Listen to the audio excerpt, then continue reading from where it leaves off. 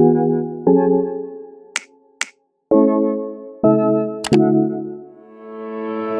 my name is Soo-min. I'm a current issues reporter at the Yonsei Annals. Today I'm going to provide you with behind the page of this article, The Toxic Nature of Reality Dating Shows.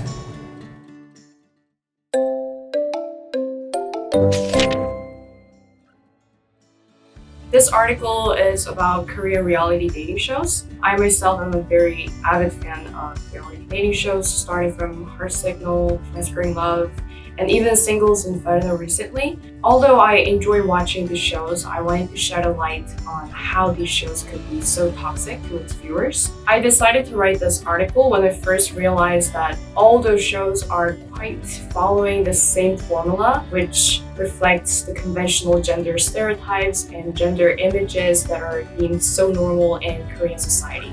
It was, of course, a very challenging job for me to criticize these shows and point out how their impact could be so problematic, but I thought it would be very critical to its viewers.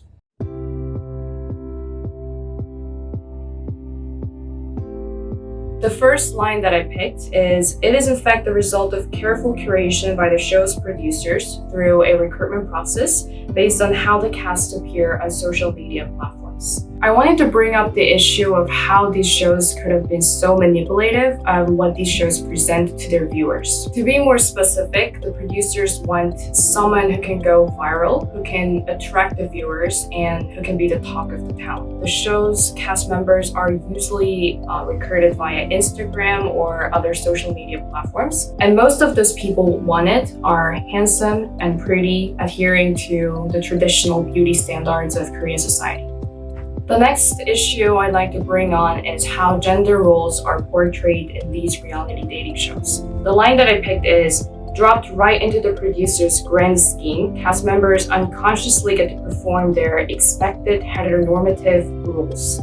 Being in media and knowing that the footage will be broadcasted on TV everywhere, it could become a huge burden for non-celebrity cast members to perform in front of cameras. Being conscious than ever of how they will appear on the shows, it leads them to align themselves even more with what is deemed normal in Korean society. Female casts usually become more passive when it comes to love, and male casts usually feel implicit pressure to become more active and bravely challenge for love, even though it is not the only possible answer when it comes to love relationships. And the viewers get to witness how the cast members embody the gender stereotypes and gender roles in these shows. And they just get to accept that, oh, this is normal and this is how love works. And this is how they should look or appear or how they should behave in order to appear desirable. Naturally learning that this is the normal and this is the answer when it comes to love relationships. But this may not be true in every case. The last issue I like to bring on is whether these reality dating shows could be considered remotely genuine. The line that I picked is, "Knowing that they will be subjected to unwarranted scrutiny at any given time, cast members become obsessed with acting as normal as possible."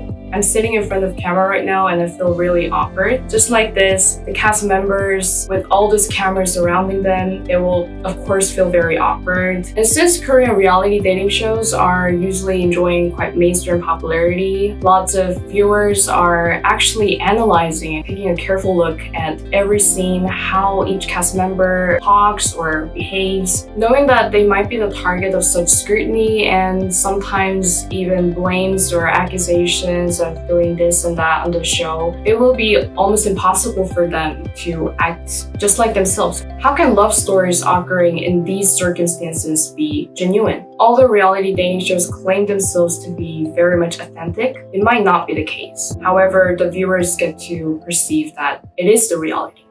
I also know that reality dating shows could be very much addictive, so entertaining and so fun to watch. But through this article, I hope the readers can at least once reflect on how the media could have been affecting our own ideas about gender.